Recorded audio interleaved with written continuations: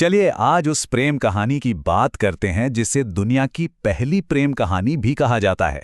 एक ऐसी कथा जिसमें सिर्फ प्रेम नहीं है, बल्कि अटूट विश्वास है, त्याग है और एक बिल्कुल नई शुरुआत है। ये कहानी प्रेम, त्याग और पुनर्जन्म के उस चक्र को दिखाती है जो आज भी लाखों लोगों को प्रेरणा देती है। तो चलिए शिव और सती की इस अमर प्रेम गाथा की गहराइयों में उतरते हैं। तो कहानी की शुरुआत होती है प्रजापति दक्ष से। ब्रह्मा के मानस पुत्र थे, बहुत बुद्धिमान लेकिन उतने ही अहंकारी भी। उन्हें अपनी शक्ति, अपने पद पर बहुत ज्यादा अभिमान था और उनकी एक दिव्य पुत्री थी, देवी सती। और यहीं पर कहानी का पहला टकराव सामने आता है।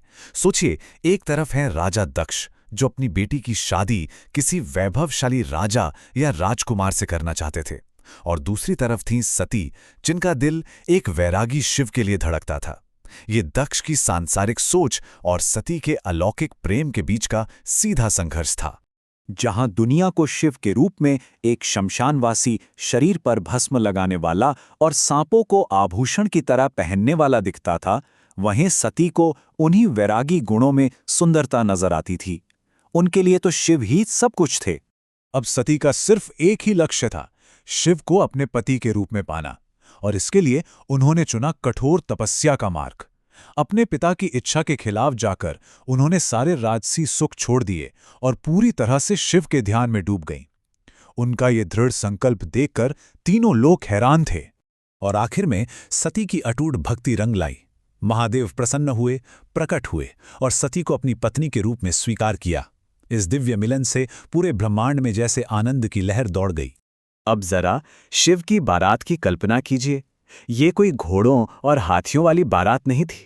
नहीं, इसमें भूत, प्रेत, पिशाच, नाग, ऋषि मुनि, देवता सब शामिल थे। इस अनोखी बारात को देखकर कई लोग तो डर गए, लेकिन सती के चेहरे पर गर्व की चमक थी। उस दिव्य विवाह में ब्रह्मा और विष्णु जैसे देवता खुद मौजूद थे, पर एक आसन खाली था, दक्ष का। वो नहीं आए, और उनका ना आना ही आने वाली बड़ी त्रासदी का पहला संकेत था। ये विवाह उनके अहंकार पर एक गहरी चोट थी। खैर, समय बीता। शिव और सती कैलाश पर खुशी खुशी रह रहे थे, लेकिन दूसरी तरफ दक्ष के मन में जो अपमान की आग थी वो बुझी नहीं थी, और इसी घमंड ने उन्हें एक ऐसा कदम उठाने पर मजबूर किया जो सब कुछ बदल देने वाला था। दक्ष ने एक बहुत बड़े यज्ञ का आयोजन किया। ब्रह्मा से लेकर इंद्र तक हर देवता, हर ऋषि, हर सिद्ध को न्योता भेजा गया। हर किसी को सिवाय एक के। महादेव शिव का नाम उस सूची से जानबूझकर हटा दिया गया। ये कोई भूल नहीं, बल्कि शिव को नीचा दिखाने की एक सोची समझी चाल थी। जब सती को इस यज्ञ के बारे में पता चला तो वो बेचैन हो गईं। शिव ने उन्हें समझाया भी कि जहां सम्मान ना हो वहां बिन बुलाए नहीं जाना चाहिए, लेकिन सती को एक बेटी होने के नाते उम्मीद थी, शायद वो अपने पिता का मन बदल पाएंगी। इसी उम्मीद के साथ वो वहां चली गईं। पर जब सती यज्ञ स्थल पर पहुंची तो किसी ने उनका स्वागत तक नहीं किया, और जब उन्होंने अपने पिता से बात करने की कोशिश की तो दक्ष ने भरी सभा में जहर से भरे इन शब्दों से न सिर्फ शिव का बल्कि अपनी ही बेटी का अपमान किया। ये सुनकर सती का दिल तो टूट गया, लेकिन उनकी हिम्मत नहीं। उन्होंने पूरी दृढ़ता से शिव का पक्ष लिया। उनकी आंखों में आंसू थे, पर आवाज में ऐसा तेज था कि देवता भी सिर झुका लें। उन्होंने शिव के उस असली स्वरूप का बखान किया जो पूरी सृष्टि का आधार है। लेकिन अपने पति का अपमान और पिता का ये तिरस्कार, ये दर्द सती के लिए बर्दाश्त से बाहर था। उन्होंने ये आखिरी ऐलान किया और सीधा उस यज्ञ की अग्नि की ओर चल पड़ी। आंखें बंद करके शिव का ध्यान करते हुए उन्होंने खुद को उसी पवित्र आग में समर्पित कर दिया। और उधर कैलाश पर जब महादेव को ये पता चला कि उनकी सती अब नहीं रहीं, तो उनका शांत स्वरूप प्रलय में बदल गया। उनकी आंखों में सिर्फ दर्द था और आत्मा में विनाश की आग। शिव अपनी समाधि से उठे।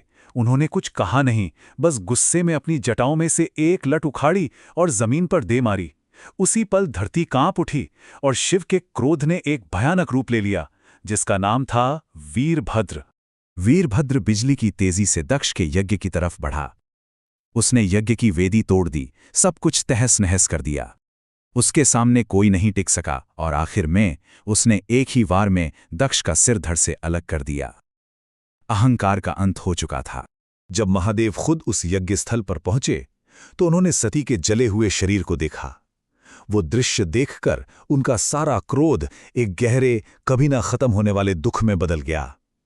उन्होंने कांपते हाथों से अपनी सती को गोद में उठा लिया और बस वहीं सब कुछ थम गया। अपने इस गहरे दुख में शिव सती के शरीर को लेकर पूरे ब्रह्मांड में भटकने लगे। उनका ये शोक इतना शक्तिशाली था कि सृष्टि का संतुलन बिगड़ने लगा। इस महाप्रलय को रोकने के लिए सभी देवताओं ने भगवान विष्णु से प्रार्थना की। तब सृष्टि को बचाने के लिए भगवान विष्णु ने अपने सुदर्शन चक्र का इस्तेमाल किया, जिससे सती का शरीर कई हिस्सों में बंट गया और पृथ्वी पर जहां जहां देवी के अंग गिरे वो जगहें दिव्य ऊर्जा से भर गईं और पवित्र शक्ति पीठों में बदल गईं। आज भी ये जगहें जैसे कामाख्या, वैष्णो देवी और ज्वालाजी, ये सिर्फ तीर्थ स्थल नहीं हैं, ये शिव और सती के अमर प्रेम के जीवंत सबूत हैं। ये उस प्रेम की गवाही देते हैं जो कभी खत्म नहीं होता। तो असल में कहानी का एक दुखद अंत नहीं था, ये तो एक नई शुरुआत थी। जिस आग ने सती का शरीर लिया था, उसी प्रेम ने पार्वती के रूप में फिर से जन्म लिया, ताकि शिव और शक्ति की ये अधूरी कहानी पूरी हो सके। तो ये कहानी हमें एक बहुत गहरे सवाल के साथ छोड़ जाती है। क्या प्रेम कभी सच में खत्म हो सकता है, या ये सिर्फ अपना रूप बदलता है? ठीक वैसे ही जैसे सती पार्वती बन गई। इसी सोच के साथ आज की ये चर्चा यहीं समाप्त करते हैं।